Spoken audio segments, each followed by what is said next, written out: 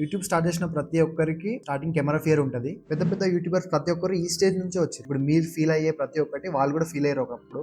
మీరు లైఫ్లో ఎప్పుడు కెమెరాతో మాట్లాడకపోయినా ఈ వీడియో చూసిన తర్వాత మీకు ఒక ఐడియా వస్తుంది అనమాట. అసలు ఎట్లా ప్రాక్టీస్ చేయాలి, ఎట్లా మాట్లాడాలి. First tip practice practice practice. Phone పెట్టుకొని మాట్లాడడం ప్రాక్టీస్ చేయండి. బికాస్ మీరు యూట్యూబ్లో చూసే ప్రతి ఒక్కరు కూడా ఒకప్పుడు ఇట్లనే ప్రాక్టీస్ చేసే అలవాటు చేసుకున్నారనమాట.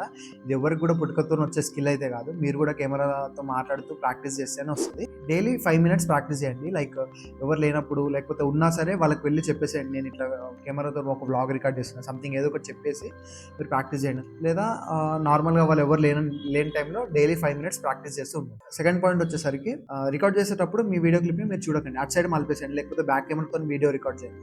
మనం నార్మల్గా సెల్ఫీ కెమెరాతో వీడియో రికార్డ్ చేస్తే మన కెమెరా మన అపియరెన్స్ అక్కడ కనిపిస్తుంది కాబట్టి మనకు ఆటోమేటిక్గా మనం చూసుకుంటాం. ఫస్ట్ అది చూడంగానే నేనేంది ఇట్లున్నా, నేనేంది ఇట్లా మాట్లాడుతున్నా అని చెప్పి మీకే నెగిటివ్ మోటివేషన్ వస్తుంది. Imagine camera as your friend. మీ కెమెరాని కెమెరా లాగా కాకుండా మీ ఫ్రెండ్ లాగా చూడండి. లైక్ మన కాలేజ్లో మన క్లోజ్ ఫ్రెండ్ ఉంటాడు కదా, వాడి ముందు మనం మాట్లాడుతున్నట్టు ఇమాజిన్ చేసుకొని మాట్లాడండి. ఇది కొంచెం హార్డ్గానే ఉంటుంది, బట్ మీరు మీ ఫ్రెండ్ ముందు కూర్చొని మాట్లాడుతున్నట్టు ఇమాజిన్ చేసుకుంటే మీకే కొంచెం నార్మల్గా ఫీల్ అయిపోతారు అండ్ వీడియో కూడా న్యాచురల్గా వస్తుంది. ఫిఫ్త్ పాయింట్ వచ్చేసి, మీరు రికార్డ్ బటన్ కొట్టగానే దాన్ని రికార్డ్ చేయాలని ఏం లేదు.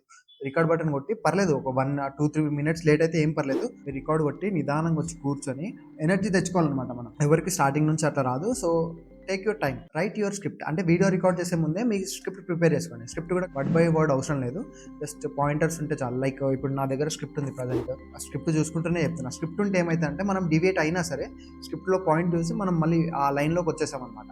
Take cuts. అండ్ మీరు వీడియో రికార్డ్ చేయగానే 1 goలో ఫినిష్ చేయాల్సిన అవసరం లేదు. Take your shots. అవన్నీ మనం ఎడిటింగ్ మనమే కదా చేసేది. ఎడిటింగ్లో మనం దాన్ని క్రాప్ చేయొచ్చు, కట్ చేయొచ్చు, ఏమైనా చేయొచ్చు. So relax. మీకు ఏమైనా పని ఉంటే లైక్ వాటర్ తాగాలనిపిస్తే వెళ్ళి తాగండి.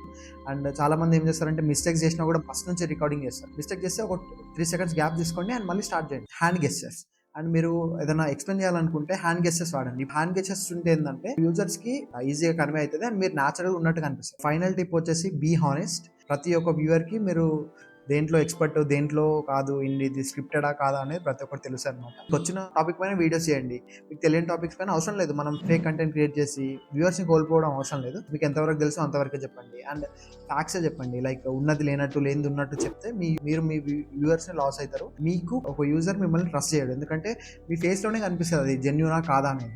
అండ్ ఇంకొక బోనస్ టిప్ ఏంటంటే, స్టార్టింగ్ ప్రాక్టీస్ చేసే వీడియోస్ ఎట్లా ఫీల్ అవ్వాలంటే, ఈ వీడియోని నేను యూట్యూబ్లో అప్లోడ్ చేస్తున్నా అని ఫీల్ అయ్యి రికార్డ్ చేయండి అండ్ అప్లోడ్ చేయకండి. ఎందుకంటే ఫస్ట్ వీడియోస్ ఎవరికైనా అంత పర్ఫెక్ట్ ఏం రావు. 1 to 10 వీడియోస్ మీరు నార్మల్గా రికార్డ్ చేసి ఎడిటింగ్ చేసి అండ్ పర్ఫెక్ట్గా చేయడానికి ట్రై చేయండి. దాంట్లో ఆ ప్రాసెస్లోనే మీకు మంచి అర్థమవుతుంది ఏం మిస్టేక్స్ చేస్తున్నా, ఇక్కడ ఇంప్రూవ్ చేయాలనేది. ఆ ఇంప్రూవ్మెంట్స్ చేసిన తర్వాత 11th వీడియో అప్లోడ్ చేయొచ్చు. ఇది ప్రతి ఒక్కరికి 10 వీడియోస్ అప్లోడ్ చేయకమని కాదు,